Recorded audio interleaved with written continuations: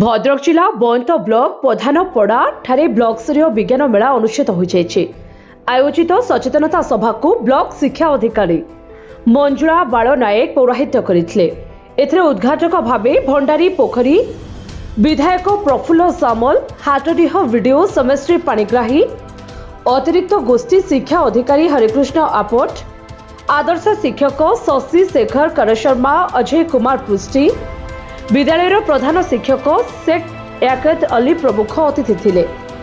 विज्ञान प्रति रुचि बढ़िले छात्र छात्री माने भविष्य में भल वैज्ञानिक हो पारिबे बोली कहिथिले अतिथि माने। प्रारंभ में विद्यालय छात्री स्वागत नृत्य परिवेषण करथिले। रमाकांत जेना, सुकांत कुमार नायक, शुभेन्दु शेखर महांती, हेमंत परिड़ा, अरुण बारिक, रमाकांत जेना, प्रफुल्ल जेना, जहारुद्दीन साहाजी प्रमुख सहयोग करथिले। भद्रकरू हेमंत सिंह का रिपोर्ट, प्रयाग खबर।